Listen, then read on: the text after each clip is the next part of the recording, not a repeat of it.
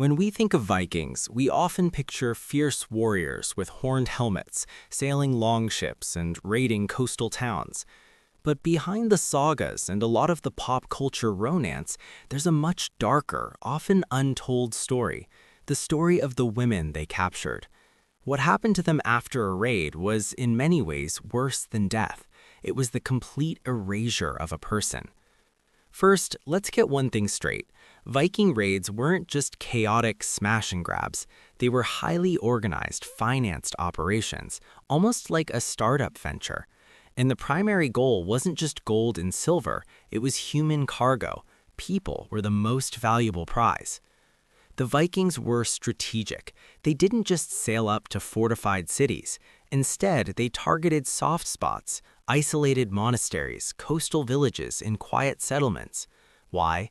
Because that's where they'd find the easiest targets: clergy, villagers, and especially women and children who were less able to fight back. Once a woman was captured, her life as she knew it ended instantly. She became a thrall, the Norse word for a slave. Her name was taken away, her family ties were severed, and her social identity was completely erased. Legally, she was no longer a person. She was property, listed in legal texts alongside cattle and other livestock. Her owner had absolute power over her. She couldn't own property, she couldn't testify in court, and she had no legal rights whatsoever.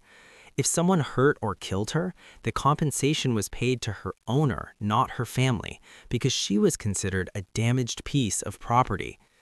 The journey to this new life was brutal. Captured women were often forced to march long distances to the coast, tied together to prevent escape. Then they were packed onto the famous Viking longships.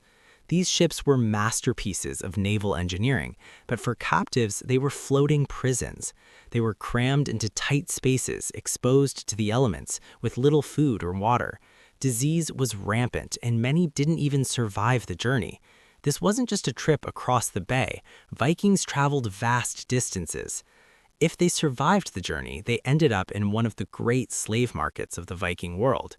Places like Dublin, which the Vikings called Dyflin, Hedeby in modern-day Germany, or Birka in Sweden were bustling hubs of this horrific trade. Here, women were inspected, priced, and sold like animals. From these markets, they could be transported all across the known world, throughout Scandinavia, across the British Isles, down the rivers of Russia to the Byzantine Empire in Constantinople, or even to the bustling markets of Baghdad. We have historical accounts from Arab travelers who were shocked and fascinated by these tall, blonde traders selling people from the north. For those who were sold, life became a cycle of relentless labor and exploitation. Enslaved women were responsible for all the backbreaking household chores. They ground grain for hours a day, cooked, cleaned, milked cows, and made cheese and butter. One of their most important tasks was textile production, spinning wool and weaving cloth on heavy looms. This wasn't just for the household. Textiles were a major economic export for the Vikings. The beautiful sails that powered their longships and the fine woolen cloth they traded were often made by the hands of enslaved women working in grueling conditions. Beyond the physical labor, there was a constant looming threat of sexual exploitation. Female thralls were legally at the mercy of their owners. There was no concept of consent. An owner could use his female slaves however he wished, and this was considered his right. Many women were forced into concubinage. Any children born from these unions were also typically slaves, belonging to the owner, though sometimes they could be acknowledged and freed by their father. This reality is a stark contrast to the romanticized image of Viking shield maidens. For most women in the Viking world, especially the captured ones, life was defined by servitude. And we have more than just sagas and texts to prove this. Modern science has confirmed the scale of this practice. Genetic studies of the modern Icelandic population have revealed a fascinating and tragic story. The male lineage is overwhelmingly Scandinavian, while the female lineage is heavily Celtic from Ireland and Scotland.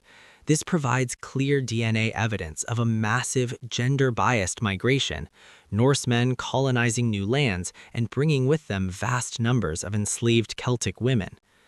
Now, not every captive was treated the same. If a captured woman was of high status, a noblewoman or royalty, she might be spared the worst of the physical labor. Instead, she became a political pawn. She could be ransomed back to her family for a huge sum of gold, silver, or land. But even then, her life was lived in constant fear. She was a bargaining chip, and her fate depended entirely on the whims of her captors and the wealth of her family. In the most extreme cases, a woman's life could end as part of a grim ritual. Some high-status Viking chieftains were buried with their possessions to accompany them into the afterlife, and sometimes those possessions included people. Archaeological finds have uncovered graves where a chieftain is buried alongside a sacrificed woman. The most famous and graphic account comes from an Arab diplomat named Ahmad ibn Fadlan, who witnessed the ship burial of a Rus chieftain. He described in horrific detail how a female thrall volunteered to be sacrificed to join her master in the next world. She was given intoxicating drinks, subjected to rituals, and then killed by an elder woman known as the Angel of Death, before being placed on the funeral pyre with her deceased owner. It's important to understand that slavery wasn't a fringe activity in Viking society. It was the bedrock. The entire social and economic structure was built on the backs of thralls. Their labor freed up the Norsemen to go raiding, exploring, and trading. The wealth that flowed into Scandinavia, funding their expansion and building their famous settlements, was derived directly from the sale and exploitation of human beings. It was completely normalized. Was there any escape? Rarely. Freedom or manumission was not common. An owner might free a loyal slave in their will, or a slave might be able to buy their freedom if they were somehow allowed to earn money, but these were exceptions. For the overwhelming majority of captured women, being a thrall was a life sentence. So what ended this era? Over time, the influence of Christianity began to change things. As Scandinavians converted, the church discouraged the enslavement of fellow Christians. This didn't end slavery, but it shifted the focus. Viking-era traders began targeting pagan peoples, especially Slavic and Baltic communities to the east. The kind of large-scale chattel slavery seen during the height of the Viking Age gradually faded, though servitude in different forms continued for centuries. The legacy of the Vikings is complex. We rightly admire their incredible shipbuilding, their fearless exploration, and the rich mythology they left behind. But we can't ignore the foundation upon which those achievements were built. It was a society powered by violence and exploitation, and the stories of the uncounted women who were captured, enslaved, and erased from history are an essential, tragic part of that story. Their suffering was the hidden cost of the Viking Age. Thank you so much for watching. If you found this video informative, please hit the like button and subscribe for more dives into the lesser-known parts of history. See you next time.